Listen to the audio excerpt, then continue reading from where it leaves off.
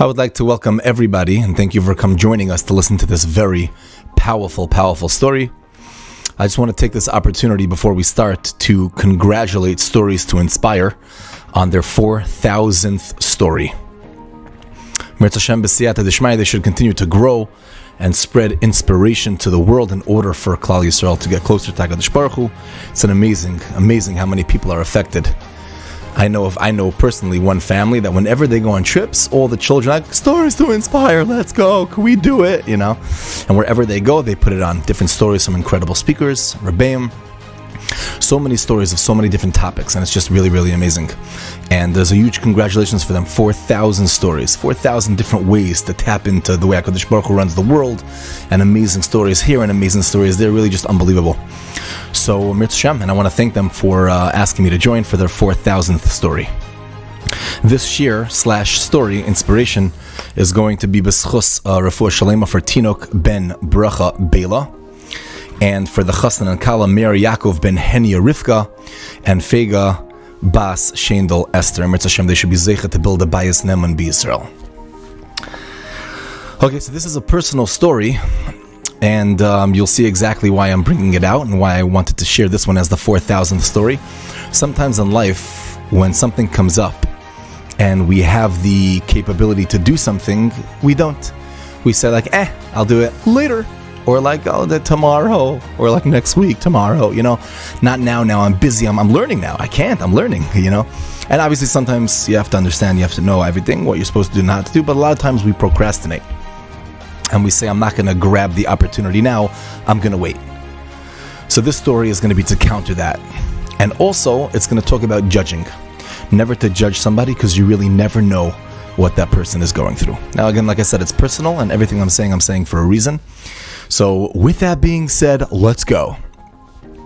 So Baruch Hashem b'siyata d'shmaya, I am zeicha, HaKadosh Baruch Hu allows me to learn with many bachrim, in the morning, at night, and so I learn with guys come to my house, and we sit and learn Torah. And I'm usually makbid that when we're learning, we try to stick to learning.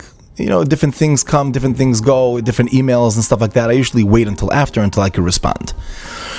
So I get a lot of emails, Baruch Hashem, and with Das Torah and guidance, I try to respond to the ones that I'm able to respond to, try to give a little bit of chizuk, very general.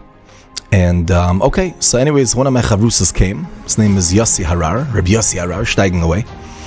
And we came to learn.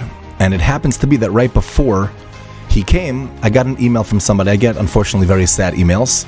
This was from somebody who was living, I don't even know where. The truth is, I don't know where he was living. And he sent me an email that life is terrible, life is very hard, it's dark, and he just wants to disappear. He doesn't want to continue with his life, and he's done. And please respond to me, give me chizuk, because otherwise this is the end. Now, it's a very, very hard thing to respond to, because I don't know who it is, I don't know where he's from, I don't know anything about him, and sometimes it's something that I would push off, because I have to think, what am I going to say? What word should I say? How should I say it? If a person's on a rooftop, chas v'shalom leilin, we should never know. What am I supposed to say? Don't? What type of chizuk could I even give? That's like above my pay grade. So when my chavrusa came, when Yossi came, so we got ready to learn, and I just mentioned, I'm like, I got a really sad email from somebody, and the email was that, it's the end for this person, and I have to respond, I don't know what to say, whatever, okay, maybe after we learn, you'll help me. He's like, hello, you need to respond right now. I'm like, no, I'm not responding now, it's time to learn, let's go open your Gemara, let's go. He's like, you don't know what's going on, this is your job, this is what you do, let's go. Respond to the email now. And I said, what am I supposed to say?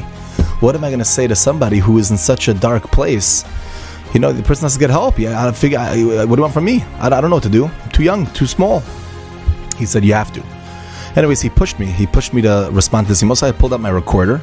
The way I respond to emails sometimes is through recordings. I get a recorder and I put it in the email. Like this, they could hear my voice.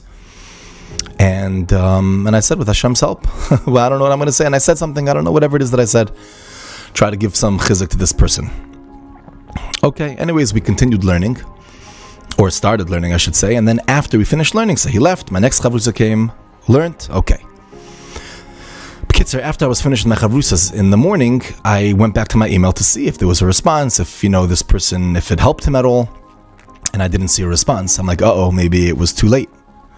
Okay, and my day continued, fine, my night Seder Chavusas came, okay. Anyways, that night, I got an email from this person, this boy, this person from wherever he lives, Pliny, and I'm going to read you the email. And it just goes to show how you never know what you are capable of, and never push off, because I was ready to push off. I was ready to push off the email. I'll do the email later. I'll take care of it tomorrow. I don't even know what to say. I have to prepare. Anyways, this is what his response was to me. Hi, Rabbi, how are you? I just want to say thank you so much for that. Thank you a lot for that. Just so you know, I just want to let you know, I was about to take a very large portion of pills, and I decided that I'm going to open my email right before I take all the pills, and I'm going to tell one of my friends, or one of my Rabbeim who lives in Eretz Yisrael, which is a different time zone, and I knew that he wouldn't see it until later on, and by that time it would be too late. And that's it, I was giving up. 20 seconds after I opened my email, your response came in. Exactly at that time, and what you said really gave me chizuk, and I just want to let you know I'm in a much better place now. I'm going to get help. Thank you so much. 3 times. Now, I don't know who this person was. I was ready to push it off. At the time that he was going to respond or send an email to his Rebbe that his life is over, he's done, knowing that his Rebbe's not going to see it till the next morning, until it's too late and take all the pills. We should never know these things. 20 seconds after he opened it, he says himself that's when my email came in. Now, obviously, this is all the Ratzon of Hashem, and this wasn't like, I knew that, so I didn't know anything. I just responded, and I only responded because my Chavrusa pushed me to respond, and I didn't even believe in myself. Like, what am I going to say to this person? And yet, with the push of the Chavrusa, and with the response that HaKadosh Baruch Hu put into my mouth, this person was saved. Not a minute too late, or not 20 seconds too late. Rabbi said, this is a fascinating story. And I think this happens all the time in different parts of our lives and different things, maybe not as extreme. But the point is, so many times in life, either we push things off and then it's gone, it's too late. Imagine they would tell you, if you wouldn't have pushed it off, so many things would have changed. You would have saved a life, and that person would later go on to build a family. You would have saved the family, and how many generations? You would have saved generations if you wouldn't have pushed it off 20 seconds. Number one. Number two, I honestly did not believe that. What am I going to say? Who am I to say something to somebody like that? A little bit of advice and then general things, okay. A little bit of chizuk for the regular person, okay. But something this caliber, this high, like who am I?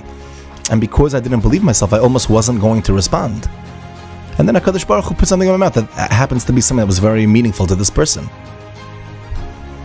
Rabbi say, never underestimate something that you're about to do, or to respond to, or to grab a mitzvah.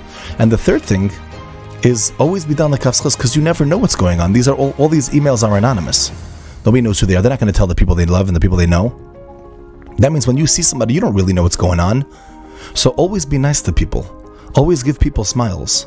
Always be down the kafschus. Always give the benefit of the doubt, because you never know what somebody's going through.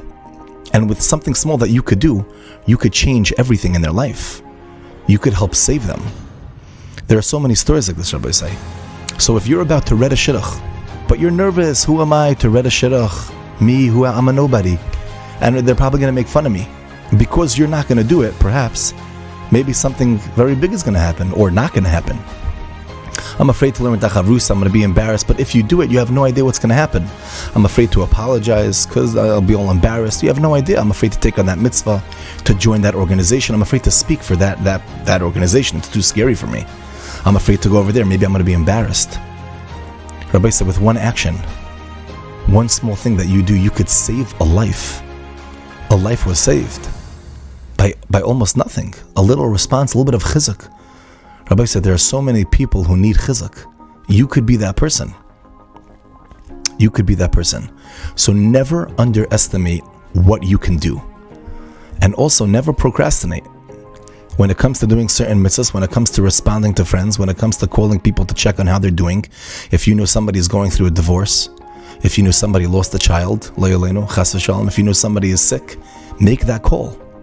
Call them, because you never know what you can do. I'm talking to you. You never know what you can do.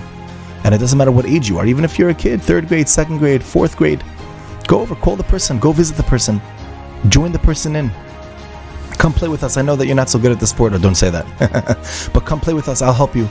Let me help you with homework. Let me help you here, there. My little sister, my older sister, my children, my parents, my cousins, aunts, uncles. Just say something nice. Help them. Be with them. Guide them. Because you have no idea what you could do. And even if you think you're not good enough, you're not smart enough, sometimes you don't have to be good enough. You don't have to be smart. You just have to be caring. You don't have to be the smartest person in the world to help people. You just have to care for them, for real.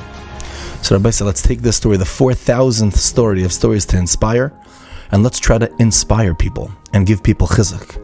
And Amir Tashem bring Klal Yisrael closer together with our ahava, with our caring for one another. Rabbi said, let's take action and have a wonderful, wonderful day.